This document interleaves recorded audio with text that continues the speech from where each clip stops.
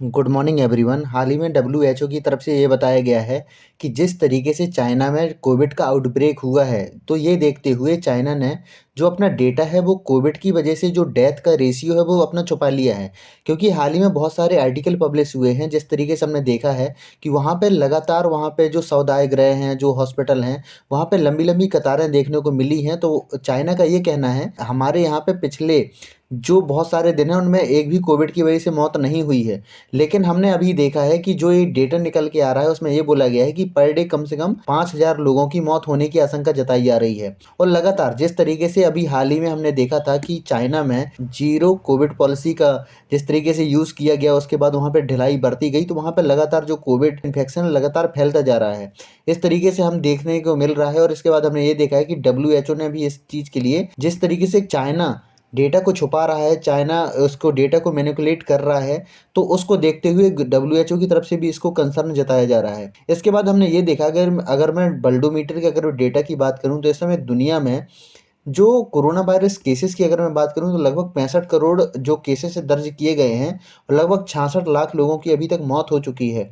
अगर मैं इस डेटा की अगर मैं बात करूं, तो इसमें हमें ये देखने को मिलता है कि दुनिया में सबसे ज़्यादा कोरोना की वजह से मरने वालों की जो संख्या है वो यूएसए की है। इसके बाद दूसरे नंबर पर हमें इंडिया में देखने को मिलती है, लगभग 5,30,000 लोग हमारे यहाँ पे मारे गए हैं। अगर मैं यूएसए की बात करूँ तो लगभग 11 लाख से ज़्यादा लोग यहाँ पे मारे गए हैं।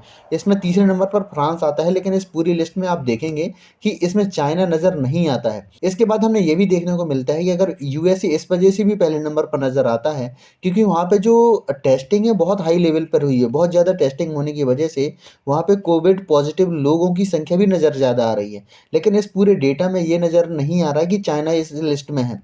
यहाँ तक कि इसमें ईरान आ रहा है, इसमें जो ताइवान आ रहा है, जिनकी पॉपुलेशन भी बहुत छोटी-छोटी सी है। अभी तक हमें ये देखने को मिला है कि जो चाइना की तरफ से डेटा नज़र आ रहा है, डेटा उन्होंने बताया है कि अभी तक वहाँ पे सिर्फ 5400 लोगों की अभी तक मौत हुई है।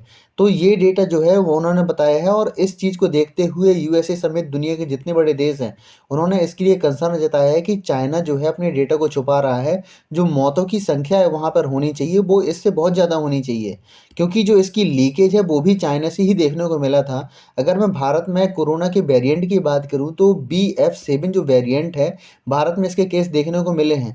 इस तरीके से जो है न्यूज़ निकल के आ रही है। और ये भी न्यूज़ निकल के आ रही है कि इस समय अगर मैं चाइना की बात करूं, तो चाइना में एक दिन में पिछले एक दिन में वहां पे कम से कम 1 मिलियन केसेस होने चाहिए, जिसमें 5,000 लोगों की मौत होने की आशंका जताई जा रही है कि कम से कम 5,000 वहां पे मौत होनी चाहिए। इस तरीके से डेटा नजर आ रहा है। और लगातार इस तरीके से लगातार हमें ये देखने को मिला है कि भारत में जो अगर मैं वेरिएंट की बात कर रहा हूँ, कोविड के वेरिएंट की बात करूँ, तो उसमें BF7 नजर आता है हमें।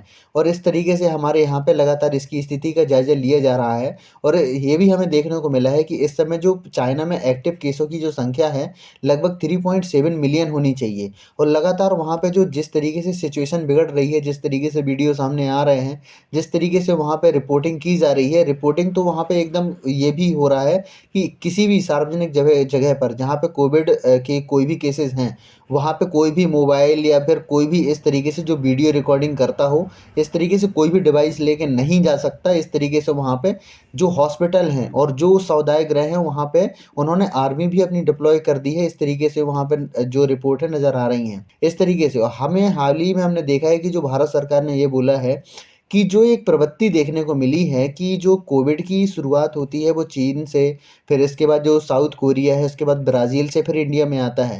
लेकिन इंडिया के लोगों का इम्यून सिस्टम अच्छा होने के कारण हमारे यहाँ पे जो संक्रमण है वो इतना इन्फेक्टेड नहीं होता है। इसके बाद हमने ये देखा कि इस समय जो राहुल गांधी जो हैं भारत जोड़ो यात्रा कर रहे हैं कन्याकुमारी से कश्मीर तक, तो हमने ये देखा कि भारत सरकार ने इसके लिए गाइडलाइन जारी की है कि उनकी रैली में बहुत सारे लोगों को कोविड पॉजिटिव पाया गया है, तो उनको ये बोला गया है कि आप प्लीज़ इसको रोक दीजिए। इसके बाद उनको हमने ये देखा है कि उनके लिए एक पत्र भी लिखा गया है और लगातार उनके लिए न्यूज़ प्रकाशित हो रही है कि आप जो भारत जोड़ो यात्रा है उसको रोक देना चाहिए। इसके बाद हमने ये देखा है कि भारत सरकार ने इसके लिए नेज़ल वैक्सीन के लिए भी इसको बोला है कि नेज़ल वैक्सीन जो बूस्टर खुराक के रूप में इस्तेमाल की जाएगी। और यह जो खुराक है निजी अस्पतालों पर भी हमें नेज़ल वैक्सीन मिलेगी। इसके बाद हमने ये देखा है कि भारत सरकार ने इसके लिए वैक्सीन को मंजूरी दी है, नेज़ल वैक्सीन को। इसके बाद हमने ये बताया है कि कोरोना की नई लहर की आशंका बड़ा एक्शन है। इसके बाद मोदी जी ने टेस्टिंग और जीनोम सीक्वेंसिंग को बढ़ाने पर जोर दिया है। इसके बाद हमने ये देखा है कि चीन, जापान, दक्षिण कोरिया, फ्रांस और अमेरिका में कोविड के जो केसेस हैं, लगातार बढ़ रहे हैं और इससे जो सक्रिय मामले हैं, इससे केंद्र सरकार भी इससे जायज़ा ले रही है। और इससे हमने ये देखा है कि सभी स्टेट और केंद्र सरकार ने मिलकर इसके लिए हाई लेवल की मीटिंग भी इसमें की है। इसके बाद हमने ये देखा है कि प्रधानमंत्री नरेंद्र मोदी ने यह भी बताया है कि लगातार अगर मैं इंडिया की बात करूँ तो इंडिया में लगातार जो कोविड के केसेस हैं लगातार गिर रहे हैं। अभी हाल ही में पिछले सप्ताह हमने ये देखा है कि हमारे यहाँ पे औसतन एक दिन में 153 केसेस निकल के आ रहे हैं, जो लगातार घट रहे हैं। और हमने पिछले सप्ताह हमने देखा है, पिछले 6 सप्ताह की अगर मैं बात करूँ तो दुनिया में 5.1 लाख पर डे जो कोविड के केस हैं लगातार बाहर निकल रहे हैं। इसके बाद भारत सरकार ने ये कहा है कि जो पब्लिक प्लेस हैं तो वहाँ पे मास्क पहनें और सोशल डिस्टेंसिंग का पालन करें।